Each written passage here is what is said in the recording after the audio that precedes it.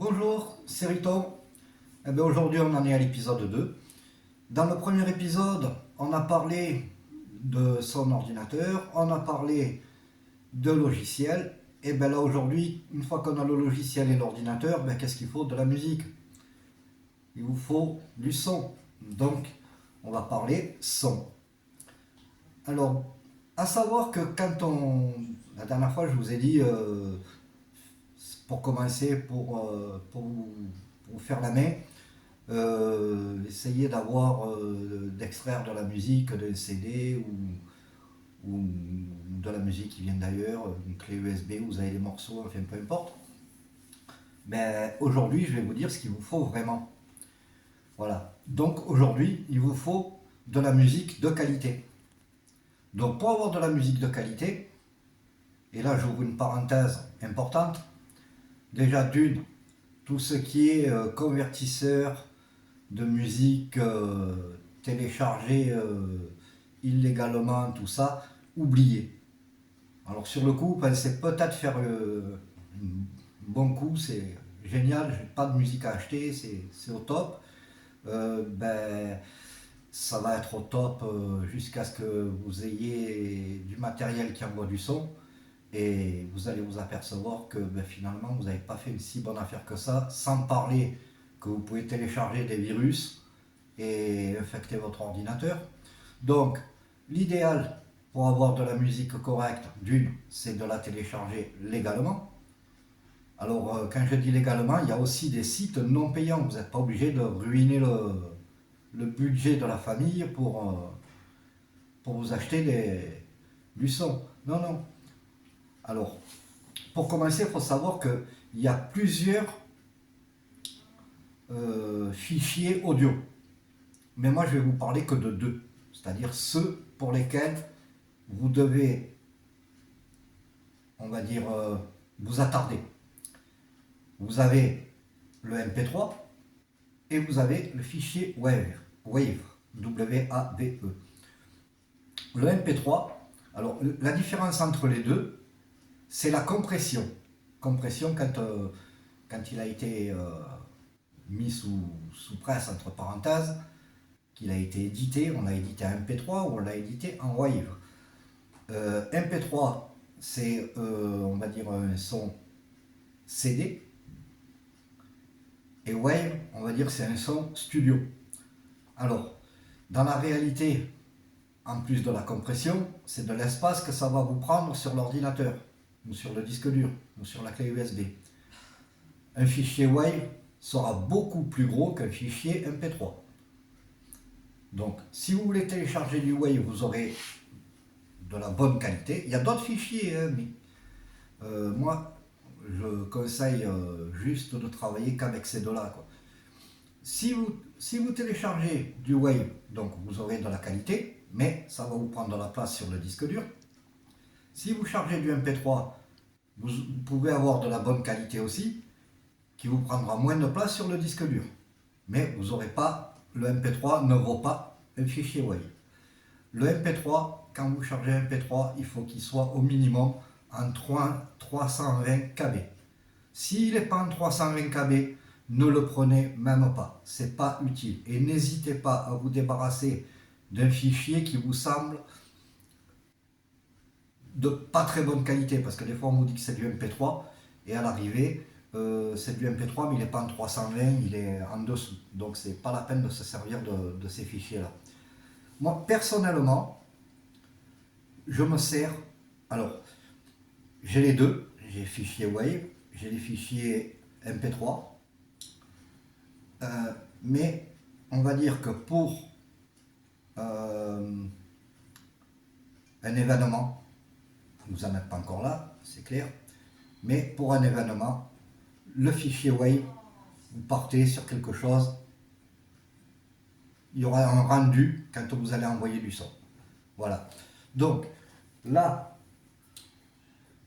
moi sur mon ordinateur, j'ai les deux, fichier Wave et fichier MP3.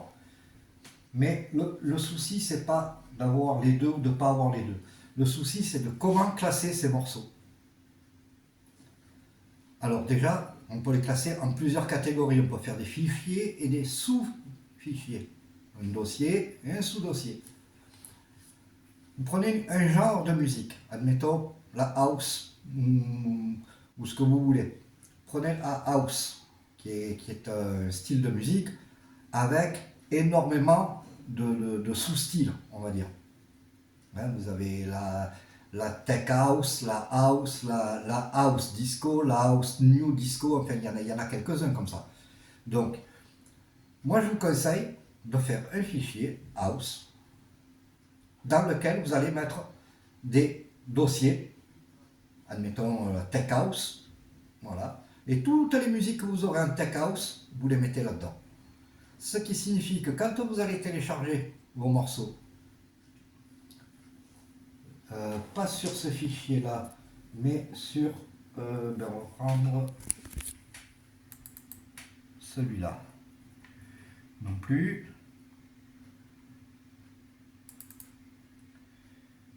et ben non plus, ben bravo,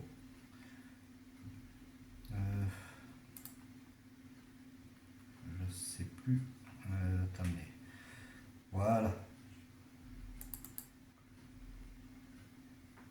non plus, et ben on va y arriver, hein.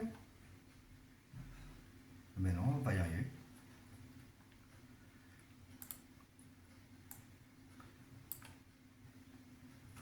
Bon, c'est pas grave. Voilà. Quand vous avez, là vous regardez, vous avez marqué préparation mix. Ça c'est une préparation que j'ai pour faire un mix et me l'enregistrer spécialement. Là, je n'ai que des chansons en français. Là, j'ai que de la house originale. Voilà. Et tout ça, c'est dans les listes de lecture, mais je les ai aussi en dossier. Tout ça, comment ça vous permet, R&B classique, hop, voilà. Tout ça, ça vous permet, vous voyez ce que je vous disais, house nu disco, house original, house et garacha, enfin, dans la house, il y en a beaucoup, j'ai pris le bon exemple. Donc, dans tous ces exemples-là, vous allez pouvoir vous créer des listes rapides. Donc, vous aurez accès rapidement à ce que vous cherchez. Sans parler que vous pouvez aussi accéder à vos musiques. Il y a une loupe sur Recordbox, mais sur les autres aussi. Vous pouvez accéder, là par exemple, si je tape, je sais pas, je vais taper n'importe quoi, je vais taper, je ne sais rien, je vais commencer, Donna, voilà.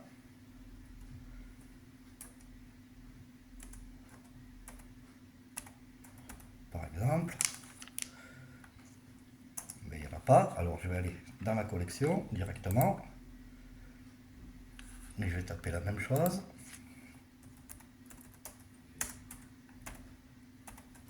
Voilà, j'ai tapé, ouais, c'est sûr que si avec un seul M, ça ne le fait pas. Voilà, j'ai tapé Donna Summer, j'ai 58 morceaux de Donna Summer, et là, vous pouvez y accéder facilement. Vous pouvez, c'est une manière de classer, vous pouvez taper juste 80 par exemple. Voilà, toutes ces chansons, là il y a 480 morceaux, que des années 80. Voilà. Et là vous pouvez faire ce que vous voulez. Vous pouvez approfondir le truc en rajoutant ici le genre, par exemple. Voilà, je rajoute le genre. Voilà. Il me rajoute genre années 80. Voilà. Vous classez vos playlists en rapport de ce que vous souhaitez. Alors moi le genre là j'en ai pas besoin, je vais l'enlever avant d'oublier. Voilà, ça a disparu. Mais vous pouvez facilement avoir des tris. Vous pouvez prendre, comme les morceaux, vous pouvez les prendre et les déplacer d'un fichier à l'autre. Par exemple, j'ai fait prépa mix. Prépa mix. Vous voyez, il y a 28 morceaux que j'ai préparé pour un mix spécial. Je prends un morceau de là. Je prends un morceau d'ici, par exemple, et je vais aller le mettre dans ma prépa mix. Par exemple, je prends celui-là au hasard, de toute façon je vais l'enlever. Voilà. Maintenant je retourne sur prépa mix. Il y a 29 morceaux, parce que j'ai rajouté un morceau, que j'enlèverai plus tard, mais parce qu'il ne doit pas être trié. Mais voilà, vous pouvez faire ce que vous voulez. Et tous ces morceaux-là, vous pouvez les modifier, les changer de dossier.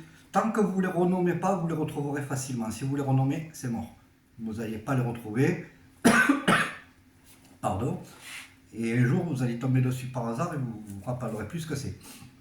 Donc, pour revenir à l'achat des morceaux, vous pouvez investir petite somme, de temps en temps. Vous avez des sites payants, mais vous avez accès à je vais prendre l'exemple de Fujiclan. Vous pouvez aller sur Fujiclan, alors il faut vous inscrire, payer, c'est payant, c'est normal, hein, étant donné qu'on emprunte de la musique à des artistes, donc il faut bien qu'ils soient rémunérés quelque part. Donc on prend de la musique, on a le choix entre les fichiers, le WAV et les MP3. On paye une somme par mois qui, si je me rappelle bien, c'est aux alentours de 15 € par mois, mais vous n'avez pas d'abonnement prédéfini, vous n'êtes pas obligé d'avoir un abonnement avec, je paye, voilà, j'ai pris un abonnement, je vais télécharger 500 musiques, et après j'en aurai plus besoin, et pendant un an je vais payer. Non, vous payez au mois. Donc, si le premier mois, alors je crois que sur Fujiclan c'est 2000 morceaux par mois, donc il y a de quoi faire. Le premier mois, vous prenez ce que vous avez besoin, le temps de les traiter, de les analyser, de s'en servir. Le mois d'après, vous n'en avez pas besoin. Eh ben, avant la date prévue, admettons c'est le 4 que vous avez pris votre abonnement. Eh ben, avant le 4 du mois prochain, vous stoppez votre abonnement pendant un mois ou deux. Et puis quand vous avez encore besoin, vous y retournez, il y aura des nouveautés. Parce que le site est assez bien fait, il y aura des nouveautés, vous les prenez ce qui vous intéresse, pendant un mois vous restez dessus, vous regardez ce que vous avez besoin, et après vous arrêtez. Donc pour une somme modique, vous pouvez vous faire une super bibliothèque, une superbe collection musicale, pas très cher, mais surtout ne téléchargez pas de la merde. Les plans de télécharger de la musique qui n'est pas légale, vous aurez de la qualité pourrie, sans compter que vous téléchargez aussi des virus pour votre ordinateur, donc c'est pas génial. Voilà, passez par des sites légaux, même les sites gratuits, mais des fois il faut fouiller longtemps dans un site gratuit, mais on trouve. Il y a des pépites par moment, il y a des choses intéressantes sur des sites gratuits, des gens qu'on ne connaît pas, mais que, hop, il y a un truc sympa ça c'est sympa, je vais me le prendre. Voilà, c'est légal, vous avez le droit. Vous pouvez télécharger de la musique légale et gratuite sur plein de sites. Vous allez sur internet, vous tapez musique légale gratuite, et n'oubliez pas de taper légal, vous allez trouver plein d'endroits. Après, à vous d'aller fouiller. Voilà. Ce que je voulais vous dire, c'est que ne téléchargez pas des musiques pas légales, parce que vous serez perdant. À l'arrivée, vous serez perdant. Sur le moment, vous allez croire avoir fait une bonne affaire. À l'arrivée, vous allez faire, ça n'aura servi à rien et vous n'aurez une bibliothèque musicale pourrie. Voilà.